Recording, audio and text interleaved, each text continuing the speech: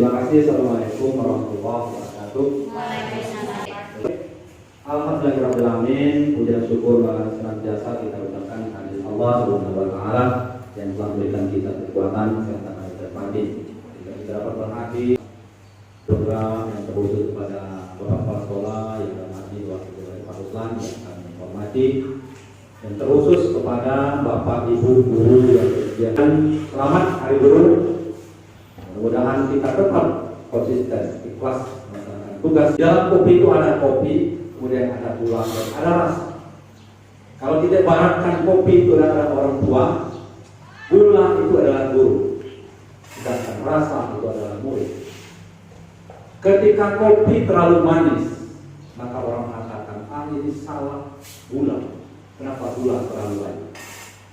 Ketika kopi itu terlalu pahit, maka orang mengatakan, ini salah gula, karena gula terlalu sedikit.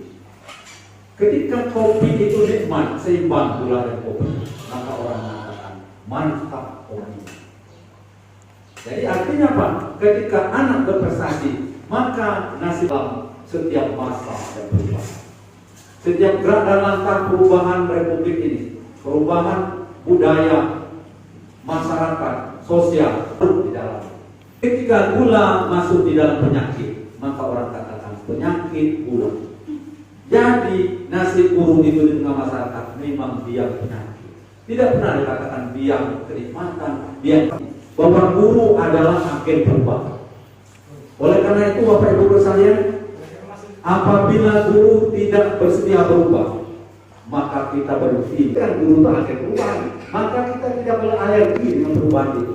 Kita mesti hidup di tengah perubahan itu. Kita selalu update dengan perubahan itu Bapak Ibu sekalian. Termasuk pada hari ini adalah kita mendengar paparan dari Ibu Ismi. Pada hari ini kita mendengar paparan Ibu Ismi. Ini satu di antara beberapa tugas dia harus presentasikan. Nah, kalau dulu pelatihan lahir memanglah pintar, anak terlahir memang bawa takdir masing-masing, punya potensi, punya keunikan masing-masing. Lantas mana posisi kita? Posisi kita hanya sebagai penuntut saja. Tuturi handayani bukan memberikan doa. Di tengah-tengah kita memberikan, mengayomi, melindungi, di depan kita memberikan contoh. Tiga posisi itu kita mainkan, maka kita pasti akan menang.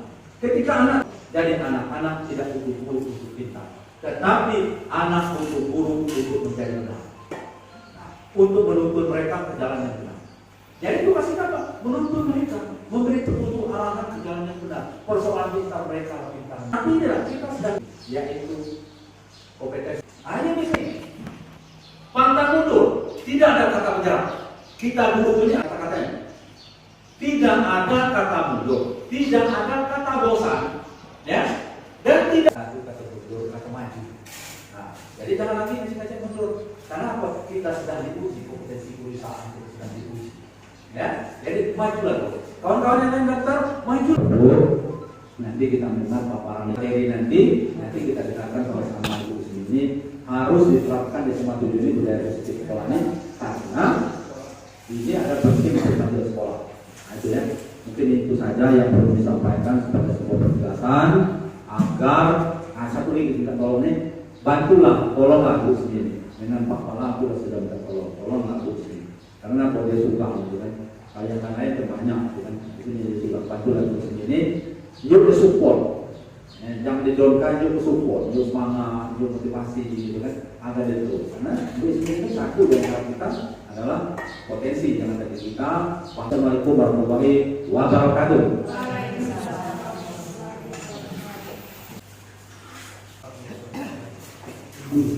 Assalamualaikum warahmatullahi wabarakatuh.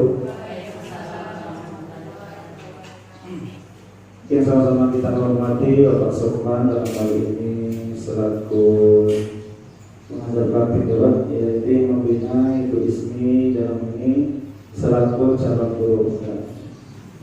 Bapak Ibu, sebelum saya lanjut, sebelumnya saya sampaikan bahwa pada kesempatan hari ini belum bisa hadir Ibu Pak Sukman dikarenakan ada halangan. Pertama-tama kita panjatkan Pak Sukman, Ibu Ismi, dan bapak-bapak, ibu-ibu yang saya hormati. Dalam hal ini selaku mewakili kepala sekolah, pertama kami mengucapkan terima kasih banyak kepada Ibu Ismi dan Pak Sukman yang telah hadir dalam rangka melaksanakan kegiatan penimbasan budaya positif. Ini merupakan salah satu tugas dari kegiatan Calon Guru Putra yang memang bagus terus terang bilang. Misalkan nanti dengan kegiatan ini akan menstimulus atau memancing guru-guru yang lain untuk mengikuti jejak dari Pak Sukma. Mungkin itu yang perlu kami sampaikan. Ya, lebih kurang mohon maaf. Saya akhiri. Wassalamualaikum warahmatullahi wabarakatuh. Dengan kelas yang saya buat yang sudah ada itu di kelas 10.2 itu jaga harga diri, kenyamanan di kelas dan kebersihan kelas. Dan itu saya selalu ingatkan, terutama di kelas-kelas yang saya sudah masuk itu salah satu contohnya. Jadi kalimatnya nggak usah terlalu panjang, mudah, singkat dan mudah diingat oleh siswa kita. Segitiga restitusi. Nah ini kita sebagai guru supaya kita tidak selalu menyalahkan siswa, kita harus mempelajari segitiga restitusi. Itu menstabilitaskan identitas yang pertama, yang segitiga yang paling bawah. Bagian dasar dari segitiga beliau untuk mengubah identitas anak dari orang yang gagal karena melakukan kesalahan menjadi orang yang sukses. Jadi yang pertama kita itu menstabilitaskan anak dari anak yang gagal menjadi anak yang sukses. Tidak ada manusia yang sempurna. Jadi itu kita menstabilitaskan anak supaya anak tadi yang gagal tidak langsung down ya, karena kita membuat pertanyaan seperti itu. Tapi kalau kamu gagal langsung kamu ini langsung dia down. Jadi dia kapan dia akan berpikir untuk sukses? Yang validasi tindakan yang salah. Jadi setelah kita tanyakan tadi identitas sudah tahu, jadi kita validasi apa yang salah bagi anak itu. Menurut teori kontrol, semua tindakan manusia baik atau buruk pasti memiliki maksud atau tujuan tertentu. Seseorang guru memahami teori kontrol pasti akan mengubah pandangannya dari teori stimulus respon mungkin secara berpikir proaktif yang mengenal. Jadi di sini kita memvalidasi tindakan. Jadi kalau anak yang dalam merengek-rengek itu kita tanyakan dulu tadi. Kalimat itu padahal kamu bisa melakukan yang lebih buruk, dan jadi mengajukan pertanyaan seperti itu. Atau kamu pasti punya alasan mengapa melakukan hal itu. Memvalidasi kesalahan anak. Yang ketiga, menanyakan keyakinan kelas. Nah di sini mestinya sekolah sudah membuat keyakinan kelas di sekolah, bukan lagi di kelas, sehingga nanti seluruh anak tahu. Tapi untuk mengenai keyakinan kelas ini saya sudah buat, terutama di kelas-kelas saya. Nah di sini pertanyaannya masih tentang berdasarkan teori tadi. Jadi apa yang kita percayai sebagai kelas atau keluarga? Sebuah pertanyaan yang menanyakan tentang keyakinan kelas. Kalau saya tadi, kalau kelas kotor, apakah yakin Anda nyaman untuk belajar? Nah itu salah satu pertanyaan. Sehingga nah itu tidak ada merasa disalahkan. Terima kasih. Itu saja penyampaian singkat dari saya. Saya berbagi, mungkin tidak sempurna, karena itulah yang ada dari saya. Yang lebih sempurna mungkin itu dari Tuhan yang saya pelajari selama mengikuti CGP ini. Saya akhiri. Assalamualaikum warahmatullahi wabarakatuh. Oke, Bapak Ibu yang ingin bertanya silahkan. Ya banyak. Barangkali secara sekilas agak terlalu pribadi. Tapi pada intinya kurikulum Merdeka adalah sasarannya kenyamanan anak dalam belajar. Nah, secara pribadi barangkali mungkin Ibu Ismi sadar atau kurang menyadari, mungkin satu di antara guru di SMA Negeri 7 ini di mata anak-anak, Ibu Ismi termasuk guru yang karena anak-anak kita nakalan, katakanlah beraliran keras dalam menyampaikan proses pendidikan. Anak-anak mungkin jadi malah Langsung dijawab atau ada pertanyaan lagi? Terima kasih atas kesempatannya. Saya tertarik sekali dengan paparan Ibu tadi mengenai keyakinan kelas.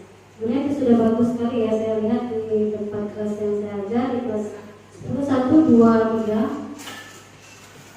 Di situ ada sekitar 4 poin kata penting, tetapi belum nyambung ke hati anak. Karena kenapa? Mereka hanya sekedar menulis. Bagaimana cara kita seorang guru dan mengikuti istri